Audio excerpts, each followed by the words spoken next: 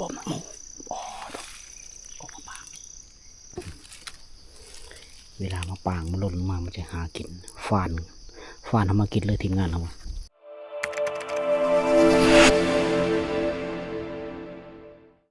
สบายดีทุกคนสบายดียามแรกๆอีกมือหนึ่งนะตอนนี้เรายังอยู่ป่าคือเก่าทุกคนยังอยู่บนที่สถานที่ลึกลับของพวกเรานะอยู่ที่ป่าเขตเมืองพระลานไส้แขวงสวรรณเขตวันนี้พวกเราก็สิไปเที่ยวป่าย่างป่าตามดงคือเก่าแล้วทุกคนหาอยู่หากินซอกอยู่หากินนะเพื่อเลี้ยงชีพในช่วงเวลาที่เรามาอยู่ในป่าทีมงานเขาเก็บโตเพิ่มมันอย่างแต่พระเอกรอเขาบ่ทันได้ไปฉันนอนตื่น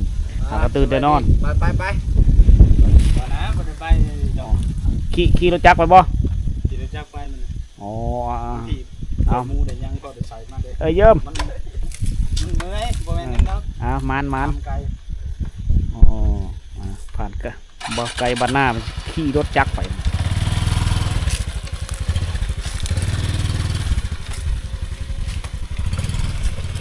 เวลาตอนนี้ก็15 โมงทุกคนเลย3 โมงแรงแดดร้อนนะ ด่านแห่งนี้ป่าไม้แห่งนี้โซลายมันเป็นป่าด่านเป็นผู้หินด่านฉะนั้นจะเฮ็ดเธอบรรดาโฮยต่างๆนี่น้อยนะแล้วก็น้ำนี่แห้งได้ฝนหากระตก2-3-5แต่ก็เฮ็ดน้ำโฮยมีทันละลายน้ำโฮยมีทันซอดฉะนั้นในการมาป่านี่ก็พบกับความอุปสรรคได้หน่อยนึงเราต้องได้นอนอยู่ที่บ่อนมีแลกน้ำบ่อนมีน้ำบ่อย้ายไปบ่อนไม้ไม่ได้ทุกคนย้ายไปบ่อนไม้เฮาไม่รู้ว่าน้ำมันสะอาดบ่นะต้องได้อยู่บ่อนน้ำที่น้ำไหลบ่อคือเฮาอยู่นี่นะพวกดอกหักด่านใบมันกำลังป่งมากงามเลยเหมาะคือเห็นเม็ดลาบก้อยเลยวันนี้นี่เฮาสิไปบ่อนไม้ไปเลาะหาโกมะป่างนะคือมีกระหอกบ่เฮามากินไปกับพานแอด2 คนบอนเราไปบอนใหม่หรือว่าเขาสิได้เพื่อกินนะเมื่อแรงบอนกะเป็นหินตั้งสงบอยู่คล้ายๆคือเฮาเอาไปหยองไว้แต่มันก็มีเมนนะทุกคนมันเกิดจากธรรมชาติหลายพันปีหลังอากาศมันแห้งแรงบวกกับหินด่านเนี่ยน้ำนี่ก็จะค้างอ่องลองแองแรงไปตามห้วยห้องน้อยๆแบบนี้แหละส่วนหลายทีมงานเขามากอาบน้ำแถวนี้แหละทุกคนนะจะเป็นเราได้อาบหวังน้ำนะหากลับที่เราต้องได้หาอาบน้ำแหละเดี๋ยวช่วงนี้เราไปอาบไปหากินก่อนเลาะป่าเลาะดงก่อนเขตนี้นี่ถ้าเป็นย่ามฤดูฝนเนี่ยสุดยอดเลยนะมือไม้นี่ก็สีเขียวกว่านี้แล้วก็หน้าผานี่ก็บรรดาด่านเนี่ยจะมีเท่ามาสีเขียวมันก็จะหลายบรรยากาศจะงามมุงนาเขาป่าวิทย์กระดานแล้วก็เขาป่าเขาจะลงไปหากินอยู่ลุกๆนี่เป็นสูกเป็นเหวได้ไหมน้ำไหลตลอดเลยเจอทำนี่เลยอ๋อคือมีคนอยู่เนาะน้ำไหลตลอดอยู่นี่ได้น้ำไหลอ๋อทำเสียงน้ำไหลพวกเขาจะมาอยู่ในนี้หลายๆทีมงานนะต้นนี้ก็แมนไม้ละเอียดเหมือนกันอ๋อเงารับ20 เม็ดนี่รับ3 อูบตัวไม้ละเอียดเป็นไม้เนื้อแข็งมาวัดป่าดงตึ๊บแล้วทุกคนนะไม้ที่มีแต่ไม้น้อยอันนี้คือป่าดงถ้าว่าเฮาลงกันกระมูถือว่ามีผู้จัดทางเป็นป่าดงป่าตึกหนาเสียสัตว์ป่านี่ลายโหยหวนแต่ก็เวลาเขาย่างกลับขึ้นไปก็คือฉีลำบากแน่นอนต้องเมยตอนนี้เขาก็ได้เดินทางมาไกลเติบนะ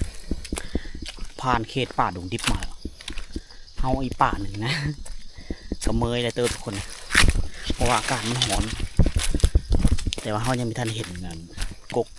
มาไหมมาป่าง ส่งเข้ากับไปหามาไหมไปเฝ้ากกมาไหมอย่างเดียว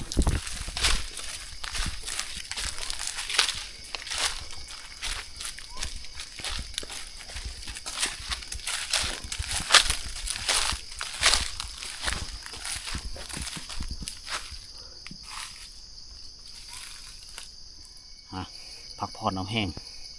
กินน้ำก่อนหน่อยหนึงเดินทางมาไกลเติบแล้วประมาณ5-6 หลักกันละ อย่างเงาะป่าไปเลยมาวันนี้นี่ถือว่าป่าดงตึบหนาน้ำก่อนใครจะถือน้ำมานะคอยที่ป่าน้ำไม่ได้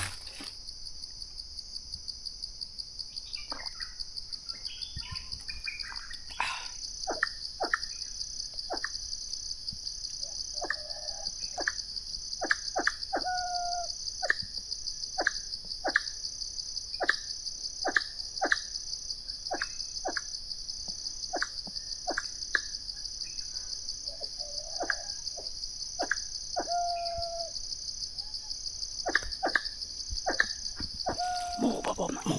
อ๋อกมะปางแจ่มเลยมันมากินมะปางเดี๋ยวมันจะได้มันกลับมาอีกเอาเฝ้าเลยเอาดักเลยห่างกันต้นไม้ชุ่มๆแต่ว่านั่งอยู่ต่ำดีกว่าได้ยิงนะหมูเลย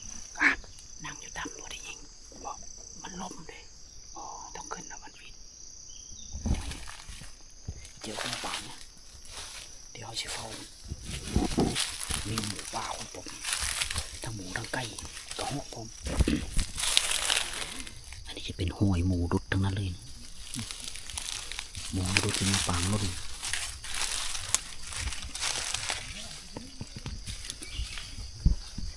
มาปังเป็นกกใหญ่กกสูง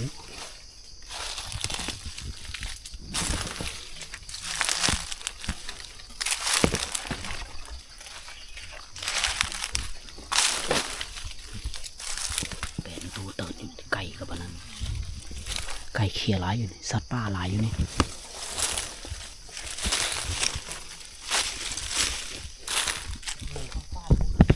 ฟันบ่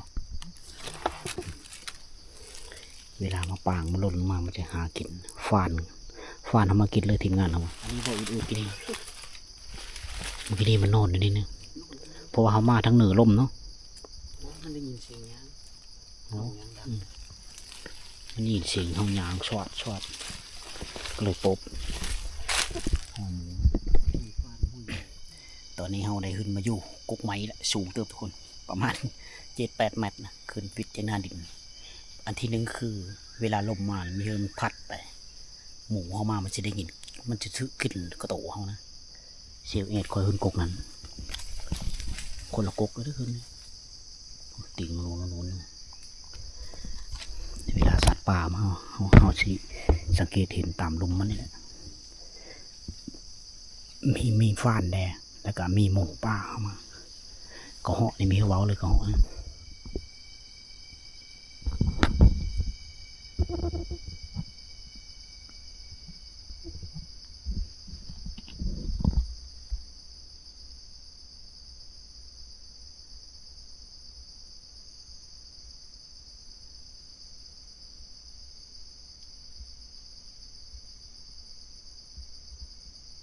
ตอนนี้เริ่มมืดแล้วนะ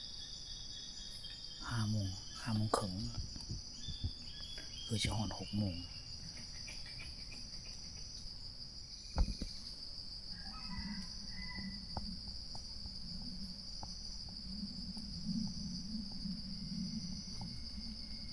ก็นั่นแต่ละคนก็2 ตัว 3 ตัวเข้ามานะไม่ต้องหอเดียงทั้งนั้นเลยแต่หอเห็ดเพิ่มมันไม่ได้เป้าหมายก็คือเฝ้าหมูอย่างเดียวก็ออกมาแล้ว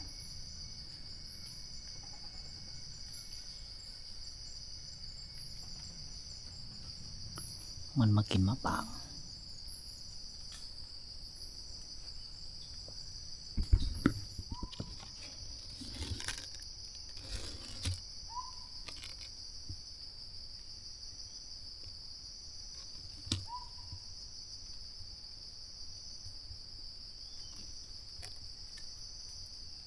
ก็ในหลายขนาดเลย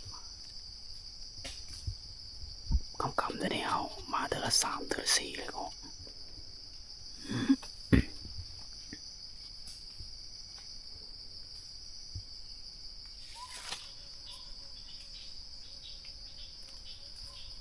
มาไปแล้ว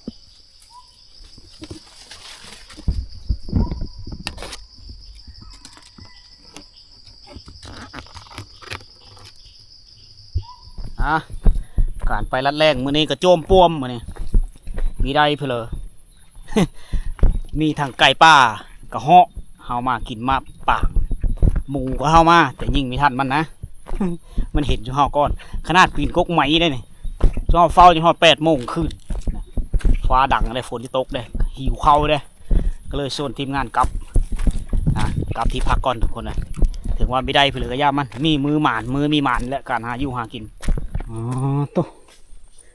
ทีมงานเขายังมิดมวยคือชิลงไปล้มบนเฮ็ดอยู่เฮ็ดกินบ่ละพวกมือแอร์แหละทุกคนเลย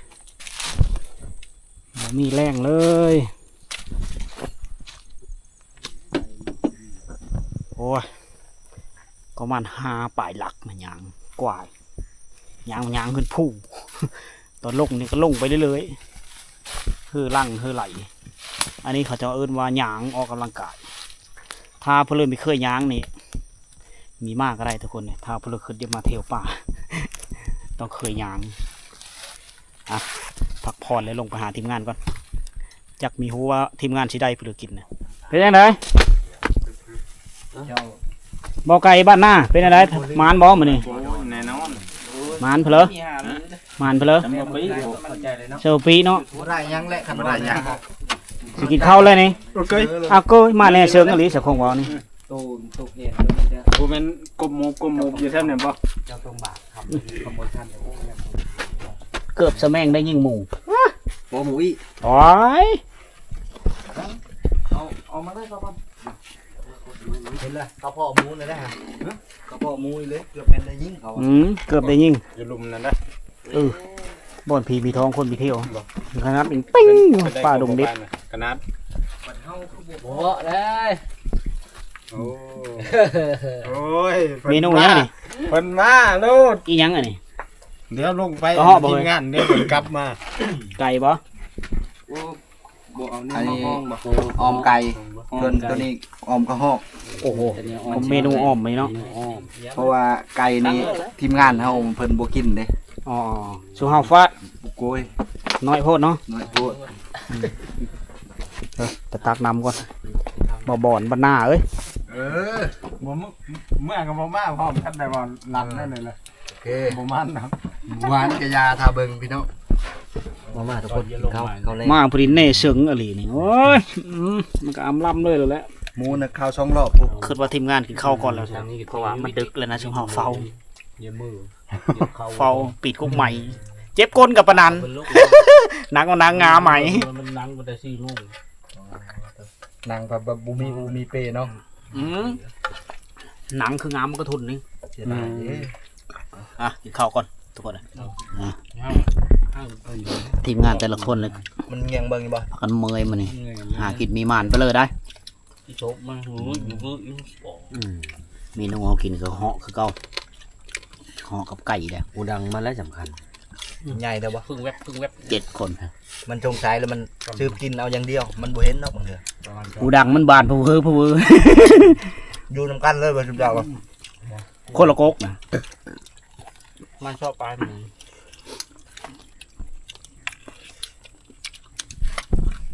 หมุนหวยแล้วซ้ โอ้